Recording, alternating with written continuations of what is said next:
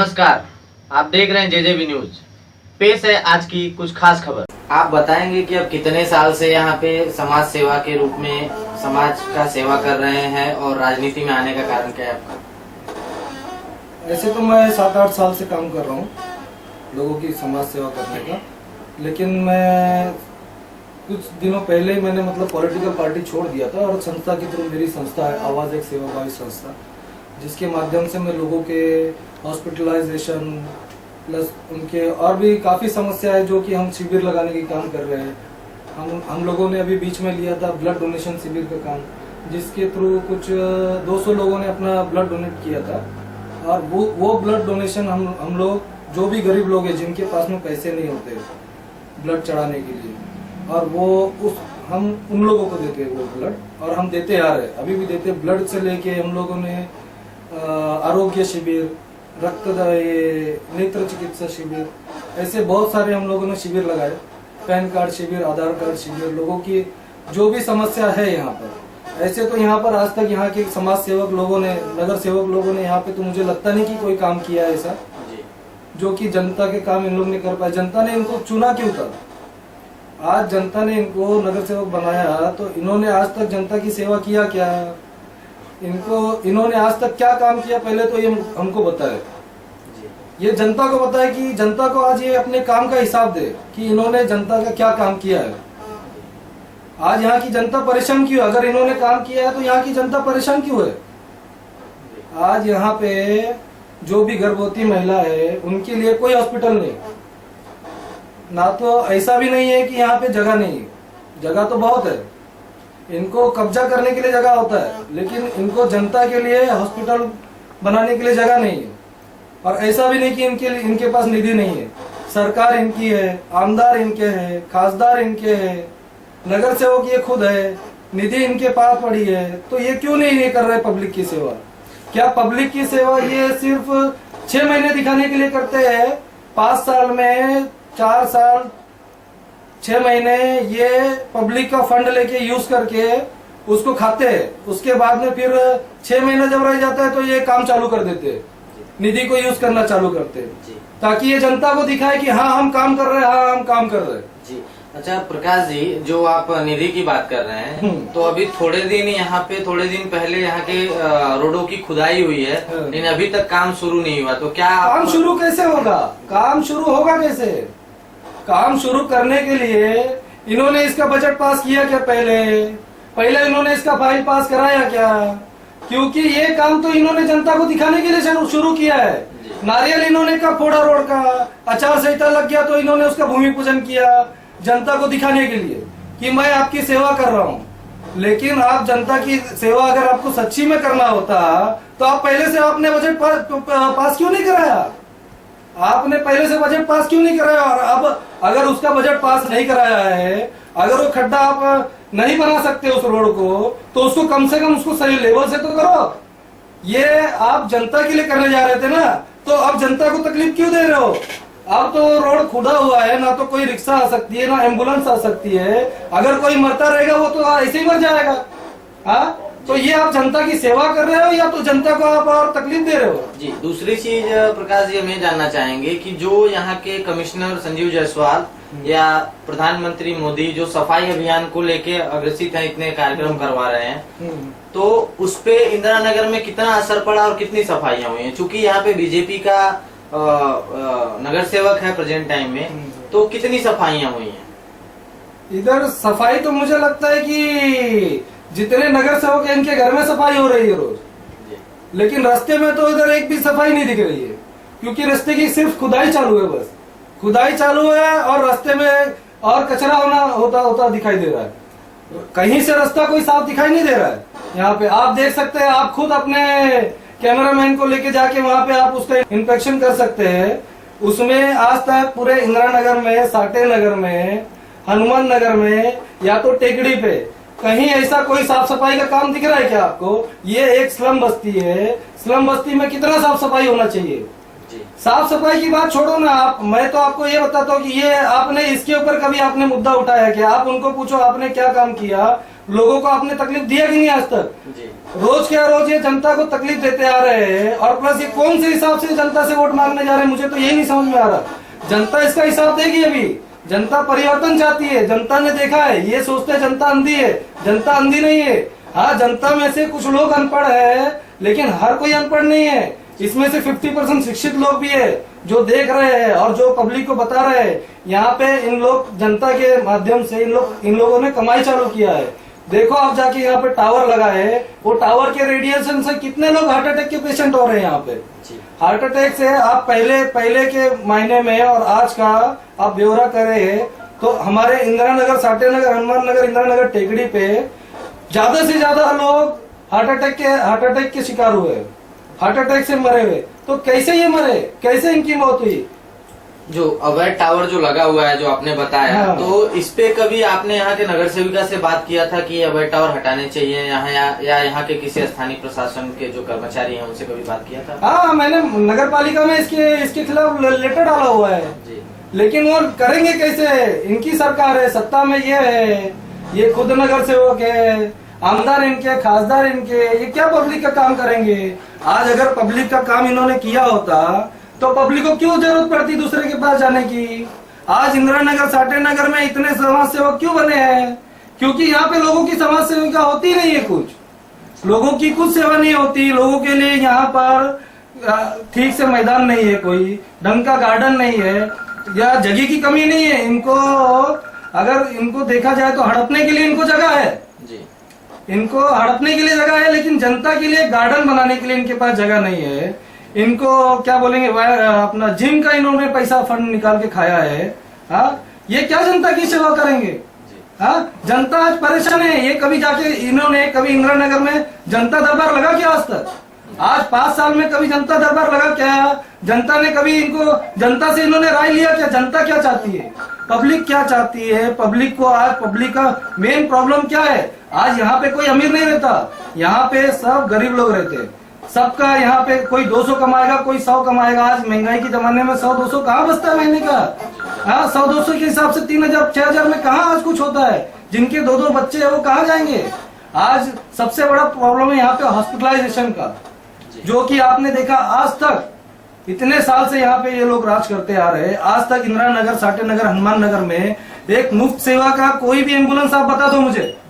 और प्रकाश जी, जो आप बोल रहे हैं हॉस्पिटलाइज, तो आपको शायद पता होगा कि कुछ दिन पहले यहाँ के जो पालक मंत्री हैं एकनाथ शिंदे ने यहाँ रूपा देवी में दौरा किया था, और उन्होंने वादा किया था कि आने वाले समय में यहाँ वो हॉस्पिटल और गार्डन की व्यवस्था करवाएंगे। ये आपने जो बात बोला, ये बात आपको शायद पता ही होगा कि आज पहली बार नहीं हुआ है। ये उस मैदान का मुझे लगता है कुछ तीसरा या चौथा भूमि पूजन होगा, जो कि हॉस्पिटलाइजेशन, हॉस्पिटल बनेगा और फिर गार्डन बनेगा। ऐसे 3-4 चीज का यहाँ पे उद्घाटन हो गया है। ये उद्घाटन ही करते रहेंगे जिंदगी भर। ये लोगों को खाली आश्वासन देना इनका काम ही है। ये आश्वासन देते रहेंगे जिंदगी भर, लेकिन काम कभी नहीं करके दिखाएंगे। अगर इनको काम करना रहता तो इलेक्शन में आके, इलेक्शन के दिन महीने पहले आके नारियल फोड़ते हैं और उसके बाद बोलते हैं हम हॉस्पिटल बनाएंगे। इलेक्शन के 3 महीने पहले आके नारियल फोड़ते हैं, बोलते हैं हम यहाँ स्टेडियम बनाएंगे। इलेक्शन के 3 महीने पहले आके नारियल फोड़ते हैं, बोलते हैं हम बच्चे लोगों का प्ले ग्राउंड बनाएंगे। तो आखिर ये बनाना क्या चाहते हैं यहाँ पे? तो अब तक कुछ भी बना है, XYZ कुछ भी बनाए, लेकिन कुछ बनाए तो, ये बनाए तो कुछ बनाते भी नहीं है। यहाँ पे जो समस्या है, तो आप एक समाज सेवक होने के नाते आपने कितना हल निकाला इस समस्या का? और हल निकालने की वजह से ही तो नहीं आप मतलब इच्छुक उम्मीदवार हैं कि आप आने वाले समय में नगर सेवक बने और लोगों की सेवा करें? हल नहीं निकाल पा रहा हूं मैं, इसलिए लोगों ने मुझे 26 जनवरी के दिन, मेरा कोई इरादा नहीं था मुझे इलेक्शन लड़ने का, लोगों ने मुझे खुद आके बोला कि ये जो यहाँ पे बैठे हैं, हमें यहाँ पे परिवर्तन चाहिए इंदिरा नगर में। तो मैंने बोला ठीक है, आप जिसको बोलो हम उसका सपोर्ट करेंगे। तो उन्होंने बोला हमको अब कोई नहीं चाहिए, अब आप उतरो या तो आप अपने किसी को उतारो। इसलिए फिर मैंने सोचा कि ठीक है, ये हार जीत तो लगी रहेगी, हार जीत तो लगी रहेगी, लेकिन हम जनता के लिए मैं लड़ूंगा और मैं लड़ता रहूंगा। मैं जीतू चाहे हारू, मैं लड़ता रहूंगा। और आने वाले इलेक्शन में, इसके बाद वाले इलेक्शन में भी मैं लड़ूंगा, मैं हारू चाहे जीतू, और जनता की सेवा इसी तरह करते रहूंगा। जी, और जो आपने बताया कि यहाँ का नगर सेविका सत्ते में है और यहाँ पे अवैध मोबाइल टावर है और ना साफ सफाई है, तो आप किस तरह से उसको परिवर्तन करना चाहेंगे? मैं ये जो है सबसे पहले तो बोलूंगा कि इनको जनता से पूछना चाहिए ये चीज कि जनता क्या चाहती है, पब्लिक क्या चाहती है, पब्लिक यहाँ पे कैसा, ये जो इन लोग जो यहाँ पे समाज सेवा कर रहे हैं ये पब्लिक के लिए कर रहे हैं जी। तो पब्लिक का इसमें ओपिनियन क्या है, पब्लिक क्या चाहती है, पब्लिक किस तरह से हमारे एरिया को डेवलप करना चाहती है, पब्लिक क्या चाहती है, यहाँ पर मंदिर कैसा बने, यहाँ पर प्लेग्राउंड कैसे बने, हमारे गली में किस तरह से क्या बने। हाँ, गली गली में देखो गली टूटा हुआ है, गटर टूटी हुई है, हाँ, उसके ऊपर इनका ध्यान नहीं है। हाँ, तो वो पब्लिक को पूछे ना, ये पब्लिक को जब पूछेंगे नहीं तो ये पब्लिक की क्या सेवा करेंगे। आज तक जनता दरबार लगाने के लिए इन्होंने कभी आज तक जनता दरबार नहीं लगाया। अरे जनता दरबार लगाओ, जनता को पूछो। हाँ, नहीं आपसे 15 दिन में होता, 1 महीने में आप जनता दरबार लगाओ, 3 महीने में लगाओ। हाँ, 3 महीने में तो लगाओ। हाँ, एक बार भी जनता दरबार नहीं लगा रहे हो, जनता को पूछो ना कि आपको क्या कमी हो रही है। हाँ, अगर आपको नहीं समझ में आ रहा तो जनता आपको बताएगी, लेकिन आपको वो भी नहीं हो रहा है क्योंकि आपको करना ही नहीं है ये चीज, आपको जनता की सेवा ही नहीं करना है। इसलिए आप अपने घर में बैठ के 6 महीने पहले आते हो, अपना निधि से अपना निधि पास करा के जो भी काम करवाते हो, उसके बाद जो नहीं पास करवाया आप उसको भी खुदवा देते हो, उसमें आप जनता की सेवा कर रहे हो, जनता को तकलीफ दे रहे हो। ये तो सीधा सीधा तकलीफ देने वाला काम हो रहा है। तो आपको क्या लगता है कि भी आने वाले इलेक्शन में क्या परिणाम देगी जनता ऐसे नगर सेवकों को? ये चीज तो मैं नहीं बता सकता, ये जनता ही बताएगी। आने वाले इलेक्शन में जनता 200% परिणाम देगी और यहाँ पे परिवर्तन जरूर होगा।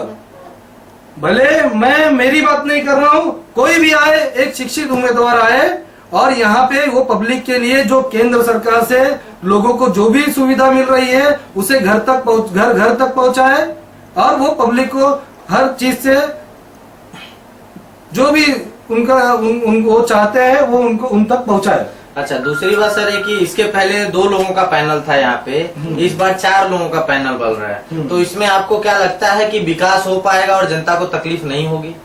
नहीं, ये पैनल वाला सिस्टम तो बहुत गलत कर दिया इन्होंने, क्योंकि मैं यहाँ ये 2 पैनल में ही जब लोग जाते हैं तो लोग जाएंगे किसके पास? लोग एक के पास जाते हैं, एक नगर सेवक के पास जाएंगे तो वो क्या बोलते हैं लोगों को कि आप मेरे यहाँ नहीं आते, आप दूसरे के यहाँ आते हो, आप उनके पास जाओ। हाँ, मैं तो नाम नहीं लूंगा किसी भी नगर सेवक का, लेकिन ये उनको भी पता है कि कौन नगर सेवक है। हर लोगों का क्षेत्र है, हर लोगों को मालूम है कि हमारे यहाँ कौन नगर सेवक है।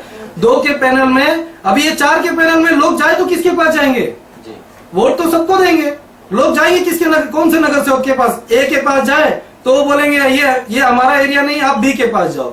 बी के पास जाए तो वो बोलेंगे कि ये हमारा एरिया नहीं, आप सी के पास जाओ। ठीक है, तो ये तो बहुत गलत किया है, ये जो भी किया है महाराष्ट्र शासन ने, ये बहुत गलत किया। 4 का पैनल बना के जो भी है 1 वार्ड करना चाहिए था, और आगे भी 1 वार्ड करेंगे तभी पब्लिक की भलाई हो पाएगी, नहीं तो ये 4 में कभी पब्लिक की भलाई नहीं हो पाएगी। जो आपने बोला कि 4 पैनल में भलाई नहीं होगी, तो एग्जैक्ट भलाई का क्या उपाय है आपके जो समझ से, कि कैसे लोगों की भलाई हो पाएगी और कैसे किस तरह से पब्लिक की समस्या सुलझेगी? पब्लिक की समस्या तो जो आएगा अब जो चुन के आएगा, ये पब्लिक की समस्या उनके हाथ में है कि वो किस तरह से सलूशन करते हैं। ठीक है, अब मेरे पास तो ऐसे ऐसे प्लान थे पब्लिक के लिए कि एक घर में अगर एक आदमी औरत है और उनके 2 बच्चे हैं तो 4 जन के लिए एक मेडिक्लेम पास होना चाहिए था। 1 लाख रुपए का मेडिक्लेम उनको मिलना चाहिए साल भर में, ताकि वो म्युनिसिपैलिटी हॉस्पिटल में जाने से अच्छा है कि प्राइवेट हॉस्पिटल बाजू में है, वो भी कैशलेस होना चाहिए, कि जो भी गरीब आदमी वहां पे जाए उनके पास में एक कार्ड होना चाहिए। एक कार्ड के थ्रू वो अपना 10,000, 20,000, 50,000 का जो भी बिल आता है वो अपना खुद पे कर सके।